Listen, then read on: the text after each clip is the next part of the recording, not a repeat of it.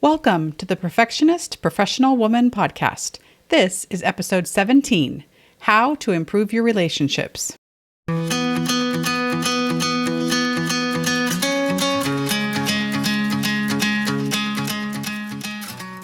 I'm Carrie Martinez. I'm a wife and mother of 3 children and 3 bonus children. I'm also a certified life coach and a member of the Church of Jesus Christ of Latter-day Saints. For a good portion of my life, I equated perfection with happiness and success. I thought that striving to be perfect and do things perfectly was the key to feeling happy and to being successful. I've since come to realize that perfection isn't necessary to achieve either one of those, quite the opposite in fact. And that has made such a difference in how I think, feel, and experience life. So if you're a professional woman and you'd like to know how to release perfectionism so you can trade self-doubt for self-confidence, stop beating yourself up, and start enjoying your life more, then come with me. Let's do this together.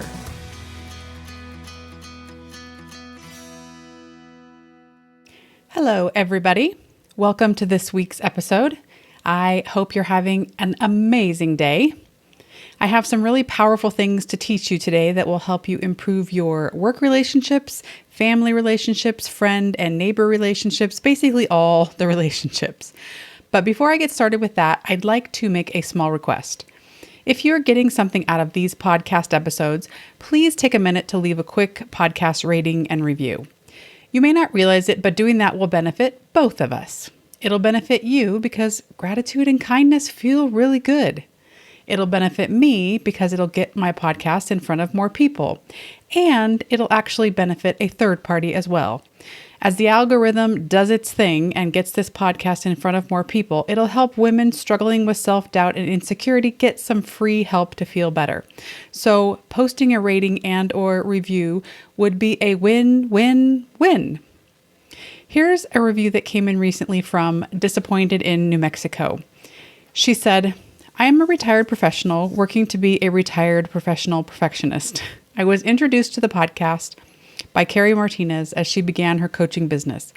I have enjoyed and related to all the episodes I've listened to. She brings so many things to mind that I, like her, wish I would have known and questioned many years back.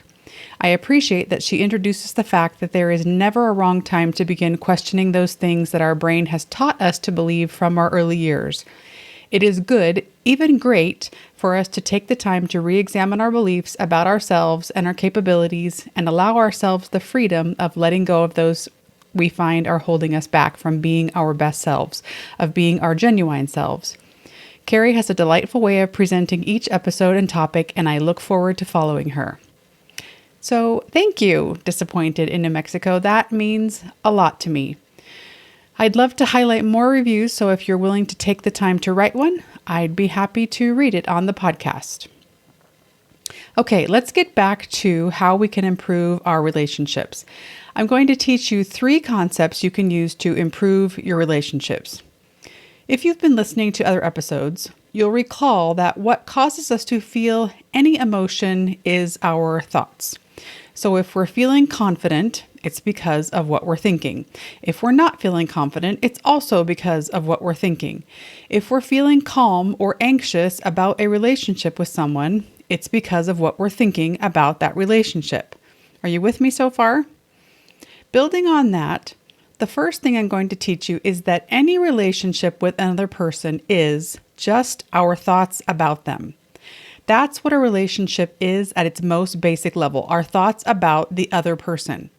Whether we have a good relationship or bad or anything in between comes down to our thoughts about the other person. It's not determined by their actions or lack of actions, their words, their physical proximity to you, the length of time you've known them, or how much you know about them. Does that seem kind of crazy? I'm not saying those things can't affect your relationship, because they can and usually do, but not in the way we tend to think. If someone treated you kindly, for example, you're probably going to have different thoughts about them than if they treated you rudely or were apathetic toward you, right?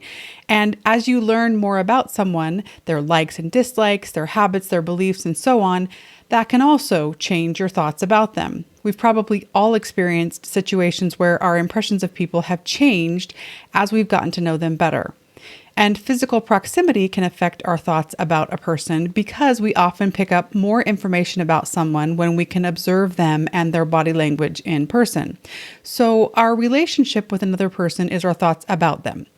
Because of that, two people can be in a relationship and have completely different experiences of that relationship. One person might think the relationship is solid and amazing, and the other might think it's stale and time to move on. Someone could be in a relationship with someone else, and that other person could be completely unaware of it. People feel like they know celebrities because of what they see of them in movies and on social media. At the extreme end, this turns into delusional fantasies and stalking, but we could say that all relationships are somewhat delusional because they're all in our head. Relationships are not tangible things. They're based on how we feel and act towards others, and those things all come from our thoughts. Yes, I know this is a little trippy. This idea warped my brain when I first heard it, but the more I thought about it, the more it made sense, and the more I liked it. Truly understanding what a relationship is will set you free. Because if our relationship with someone is simply our thoughts about them, we can change the relationship by changing our thoughts about it. We can improve the relationship by improving our thoughts about it. The other person doesn't need to do anything, actually. And that's the best news because it puts us in the driver's seat of all our relationships. Now, the pushback I typically get here is that people think I'm saying we should think thoughts to feel good about every relationship, even if the other person is mistreating or abusing us. And that's not what I'm saying at all. I'm not promoting a lipstick on the pig approach. If someone is mistreating or abusing me, I personally don't want to think happy thoughts about that. I personally wouldn't want to think we have a wonderful, loving relationship. But that's the whole point. Owning that I have the choice over what I want to think about it. This brings up the second concept I want to teach you about, and that is emotional childhood. Emotional childhood is believing we aren't responsible for our own feelings. It's believing that our feelings are caused by other people, by things outside of us, things like how people talk to us or treat us. It's believing that we need other people to behave a certain way for us to feel how we want to feel, be that happy, loving, calm, etc. Emotional adulthood, on the other hand, is taking responsibility for our emotions. It's acknowledging we have agency over our thoughts, regardless of how other people behave, so we have the capacity to manage our own emotions. Now, if the term emotional childhood seems condescending or degrading, that's not how I'm intending it. I'm not calling anyone out or saying it's bad to be in emotional childhood. I'm simply pointing out it's a thing, and you can decide what you want to do with this information. When I was going through coach certification, my teacher, Brooke Castillo, talked about emotional childhood like this. She said, if you think about children, they're dependent, right? They depend on their parents to solve their emotions, so they cry when they're hungry or hurt or uncomfortable. Children want and need something external to solve those emotions for them. As infants, toddlers, and young children, they are not capable of solving those emotions for themselves. Then, as they get older, this pattern continues, and they're explicitly taught that external things cause their emotions. They're taught this by people telling them that other kids hurt their feelings, or that they hurt someone else's feelings. Does this ring a bell for you, like it does for me? The problem with this approach is it creates dependence on other people to create our feelings of positivity, and it sets up our brains to blame them for our negative emotions. We're then at the effect of the world, and we end up feeling powerless. Now, most adults operate in emotional childhood without even realizing it. If you see someone who appears upset and ask them why they feel that way, they'll probably tell you it's because this thing happened. They're not going to tell you it's because they're thinking a particular thought or set of thoughts. They'll say someone was rude to them or cut them off on the freeway. A friend didn't respond to their text message or remember their birthday. Their child disrespected them. Their boss said they needed to work late. They got passed over for a promotion, and so on. We all do this because we've all been conditioned to attribute our emotions to things outside of us. But please don't use this as an excuse to start shaming yourself. As I said, we all do it. And I'd much prefer you take what I call the Maya Angelou / Hal Runkel approach here. In case you don't know who those people are, Maya Angelou is a well-known poet, and Hal Runkel is a family therapist and author. Maya Angelou said, "Do the best you can until you know better. Then, when you know better, do better." You probably weren't even aware you were living an emotional childhood before, and you were doing the best you could with what you knew. No shame in that. Now that you know better, you can start doing better. The Hal Runkel part of this comes from a book he wrote called Choose Your Own Adulthood. It's a pretty small book. It's 146 pages, a very easy read, and I absolutely love it and would highly recommend it. Anyway, each chapter in the book is structured around two options, one more desirable and one less desirable. Hal's premise is that you don't need to do the more desirable option all the time. You don't need to be perfect in choosing the better option. He just recommends striving to do more of one and less of the other. For example, he says you should respond more and react less, decide more and deliberate less, risk more and regret less. My spin here is to spend more time in emotional adulthood and less in emotional childhood. You don't need to be perfect and be in emotional adulthood all the time. Just start by trying to be in it a little more than before. That means spending a little more time recognizing what you're thinking and how it's creating your feelings, and a little less time blaming others for how you're feeling. Which brings me to the last concept I want to teach you about, and that is thinking on purpose about your relationship. Way back in episode 1, I said most of the thousands of thoughts we think each day are recycled. Some estimates are as high as 90 to 95%. We have thoughts about our relationships and often don't even realize we're thinking them. We're like a fish swimming in water that's not aware of the water. We are swimming in thoughts and aren't consciously aware of them. We accept our thoughts as the truth of the world, and we don't see them as optional. And unless something happens to interrupt or change our thoughts, we'll continue thinking them day after day after day. Thinking on purpose is looking for those default recycled thoughts, examining them, and then determining what we want to do with them. It's consciously deciding to either keep thinking them or to think something different. It's choosing on purpose what we want to think. In terms of improving our relationships, thinking on purpose is examining what we think about the people we're in relationship with and deciding whether or not to keep those thoughts. So let's look at how to do that. First, you want to identify what you're currently thinking about the other person. Ask yourself, what do I think about so-and-so? What do you think about your boss, a particular coworker, your significant other, your child, or whoever? Write down whatever comes to mind and don't try to filter or censor yourself here. If your brain wants to have a temper tantrum and say something childish, ridiculous, or mean, just let it. Get it out of your head and on paper. Remember, your thoughts about the other person are what constitute your relationship with them, so you want to be really clear about what you think about them if you want to improve your relationship. Next, go through each statement you wrote down and consider if it's positive or negative. You'll know if it's positive or negative by how you feel when you think it. Since we're working on improving relationships, we're going to focus only on the negative statements moving forward. So for each negative statement, you're going to ask yourself 4 questions. Number 1, is it really and always true? Number 2, how do I react? What happens when I think it? Number 3, even if it's true, is it serving me to think this? In other words, is it helping me to live my values, be my best self, and accomplish my goals to think this? And number 4, who would I be without this thought? Let's say I had these 2 negative thoughts about a coworker. First, she's rude, and second, her work is often wrong or incomplete. Now, let's answer the questions about those two thoughts. Number 1, is it really and always true that she's rude?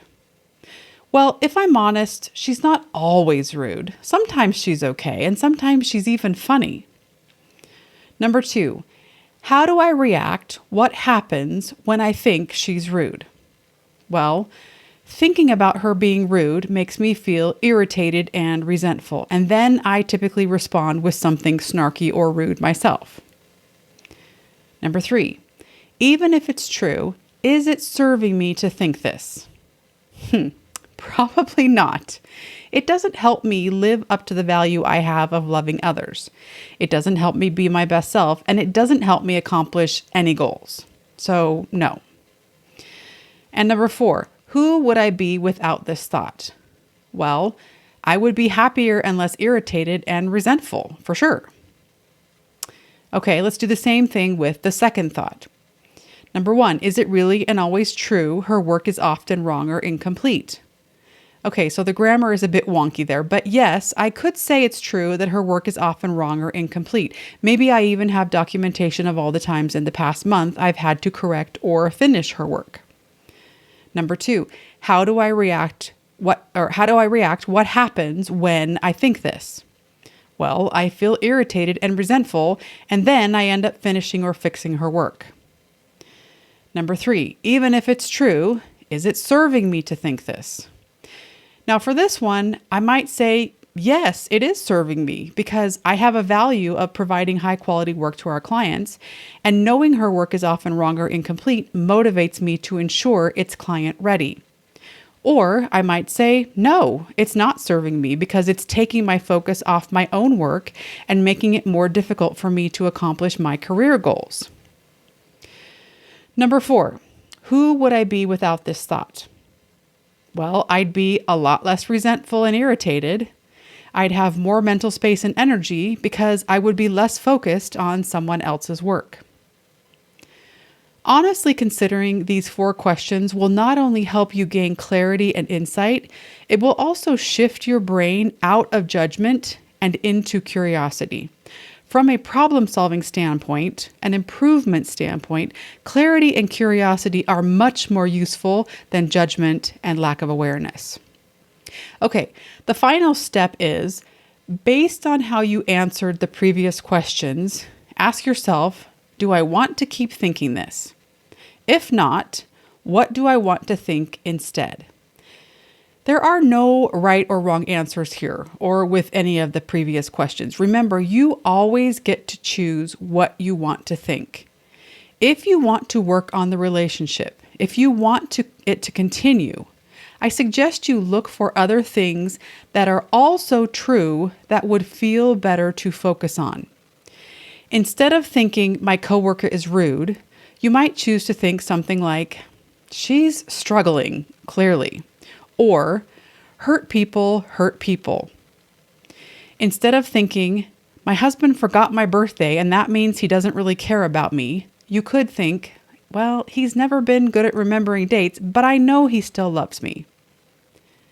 Instead of thinking, my daughter doesn't respect me, you could think, she must be going through some stuff right now. I wonder what that might be. In terms of improving relationships, I have one final suggestion to consider and one caveat. The suggestion is, sometimes the best way to improve a relationship is to end it. Improving does not always entail continuing the relationship, be it a marriage, a friendship, or a business relationship. Based on that suggestion, my caveat is, don't use these concepts against yourself. If you're in any kind of relationship where you are being physically, emotionally, mentally, financially, spiritually, or sexually abused, don't use these concepts to convince yourself to stay. One of Newton's laws of motion is that an object in motion remains in motion unless it's acted on by another force. And an abuser will typically keep abusing unless acted upon by another force. Sometimes that other force needs to be the ending of the relationship, but only you can know that for sure. Okay, Quick recap of the 3 concepts you can use to shift your thinking and improve your relationships. Number 1, relationships are your thoughts about the other person. Your thoughts can be shaped by external factors like the length of time you've known the other person, how much you know about the other person, how they act, and so on. But your thoughts about them are, like all thoughts, optional. Number 2, emotional childhood is relegating the responsibility for your emotions to other people and other external things, and emotional adulthood is taking responsibility for your own emotions. Number 3, thinking on purpose is examining your thoughts and consciously choosing what you want to think. It's considering if your thoughts are serving you, and if not, choosing to think something else that will serve you better. As you're learning and practicing these 3 concepts, remember the Maya Angelou/Hal Runkel approach. When you know better, do better. That's the Maya Angelou part. And you can do better by doing a little more of something desirable and a little less of something less desirable. That's the Hal Runkel part. Thanks for listening to this episode of the Perfectionist Professional Woman podcast. To see show notes and a transcript, head over to KeriMartinez.com/podcast. That's KeriMartinez.com/podcast. If you know someone who could benefit from this episode, grab the link and share it with them. Help me spread a little inspiration and goodness in the world. And if you're a woman who's struggling to feel confident in your career and home life because you're doubting yourself and your ability to handle all the things, you need to sign up for a confidence booster session with me.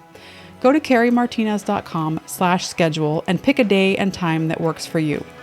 We'll meet on Zoom, so you can do it in the comfort of your own home and in your PJs if you want. And in an hour or less, we'll identify one of your unique confidence blockers, and I'll tell you how you can fix it. Then, if you're interested, and only if you're interested, I'll tell you how you can get more help through my one-on-one coaching program. If that sounds good to you, go to KeriMartinez.com/schedule and sign up for a confidence booster session with me. I do only 5 sessions a week, so you'll want to book yours now before this week's spots are gone. Have an amazing week, everybody. I'll talk to you soon.